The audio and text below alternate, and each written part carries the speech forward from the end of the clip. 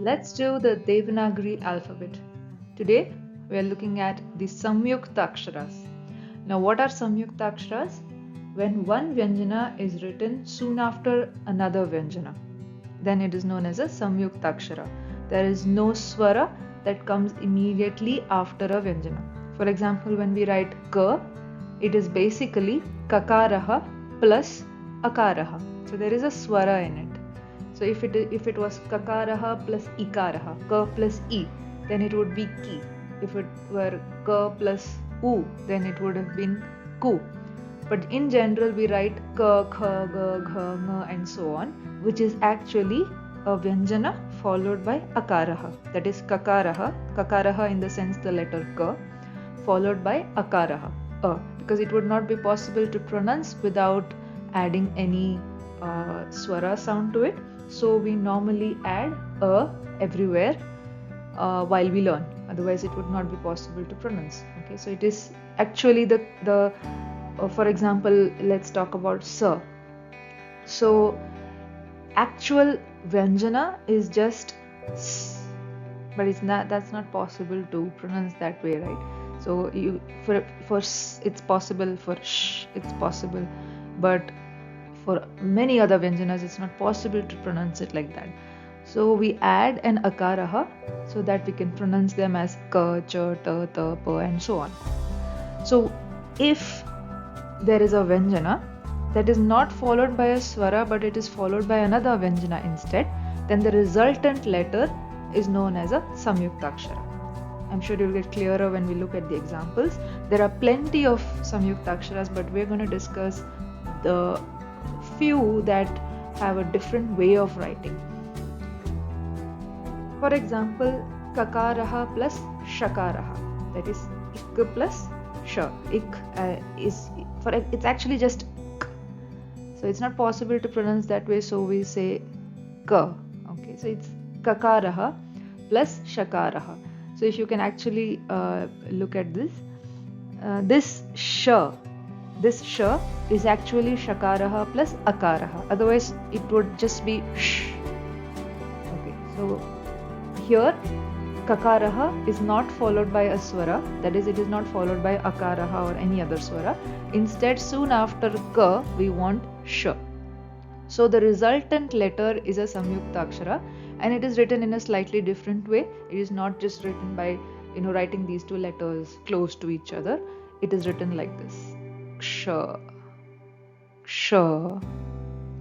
We begin from the right hand side, somewhere towards the top, and bring it this way, loop it up, bring it down, and then loop it up again, loop it down rather, and then we have the vertical line followed by the horizontal line. Start from the right hand side, loop it all the way down, then again loop it down, then the vertical line, and then the horizontal line. So it's something like the and symbol in a slightly tilted position. And as always, because we have a loop, the horizontal line at the top does not cover the loop. Ksha, ksha. We are starting from the right, taking it all the way here, looping it, then taking it down, looping it again, and then the vertical line, and then the horizontal line. Ksha, ksha. The next Samyukta-akshara is takaraha plus repaha, that is ta plus ra, ta plus ra. That gives rise to tra. And how do we write tra? This is like a symbol that we use in mathematics, saying greater than, something is greater than something. So greater than symbol, vertical line, and a horizontal line. That's it. Tra, tra, tra. And the next Samyukta-akshara is formed by the combination of jakaraha and nyakaraha, ja plus nya. So this is the letter that is used in the word jnanam, jnayate, jna. So some people are used to saying it as gya, but that may not be right, because when we look at the letters that form this Samyukta-akshara, it is jakaraha and nyakaraha. So the resultant pronunciation should also be reflective of these two letters. It is not g plus y to give us gear, but it's actually j plus nya. So it should be nya, jnanam, jnanam, nya, nya. So again, we begin from the same place as we did while writing ksha, and we bring it down and just loop it, and then the vertical line and the horizontal line. That's it. Nya. Start from the right hand side, bring it down, loop it, vertical line, horizontal line. Nya. Nya. And the next Samyukta-akshara is formed by the combination of ka and ta, kakaraha and takaraha. So this is rather, it looks complicated. So we write ta first, and then this is the skirt of ka. This is the skirt of ka. We write ta first and draw this part. This is what I mean as a skirt. So we first draw this, and then we draw this skirt, and then we draw the horizontal line here, and then we close it at the top. So as you can see, first we are writing takaraha, then the skirt of ka, then a horizontal line, and then another horizontal line on the top. But fortunately, we have another way of writing this that is also equally accepted. Kta. Kta.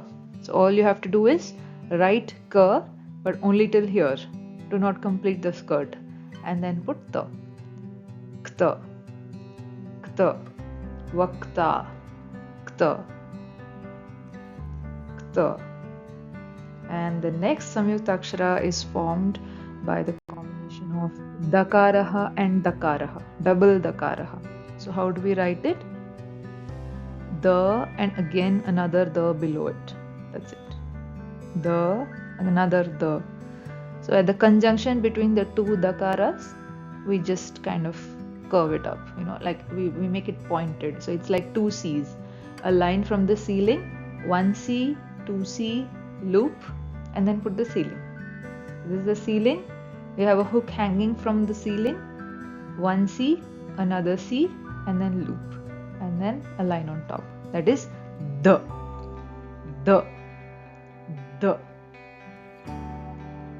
And the next letter is dakaraha plus yakaraha. Vidya. So this is basically the and a year from here. It's like you draw the first, and from the point where the first letter ends, we're starting the next letter. So the conjunction is again shown by a pointed edge. So the and ya. If you can see it, you can see it. Dakaraha, yakaraha. And then a horizontal line on top. Dya.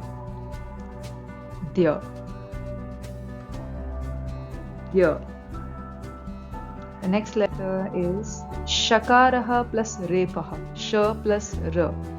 So this is the letter that is used in the word shrihi, shri, shriman, shrimati, shrihi. So this is another way of writing sh. Just this much is sh, and then this line is added to represent the r part of it. So this is sh, and this is r, making it shra.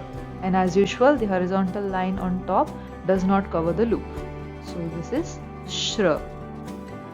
So this is something like the AIDS band, cancer band, diabetes band that they normally show. So it's like that band, and then a line.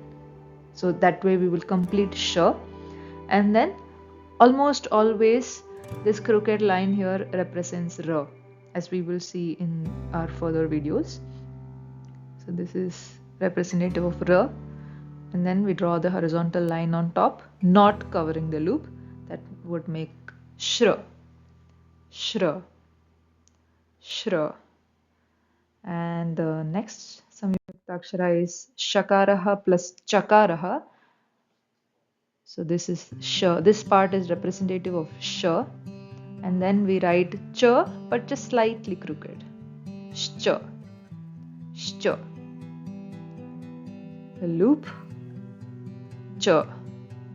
Sh. So if it's like two letters have come out of the same sort of stem. Sh. Sh. Sh. And the last Samyuktakshara for today is Shva. Shva. Shvaha means tomorrow. Ashvaha, horse. Shva. So this is again the band representing Sh, then Va. Make sure that this loop or this line touches this vertical line. So it's just two leaves from one stem. Sh, Va, Shva. And then the horizontal line on top does not cover the loop. Shva. So these were a few important Samyuktaksharas. Important in the sense the style of writing slightly changes for these Samyuktaksharas. And of course for Shva you can also just put this 2 symbol and not write this line and put Va right next to it. That would also be accepted. And the same is applicable for sh as well. But for shra, we do not write it that way.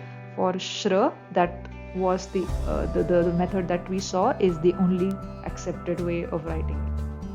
So with this we complete a few Samyuktaksharas. Stay tuned. Thank you. Namaste.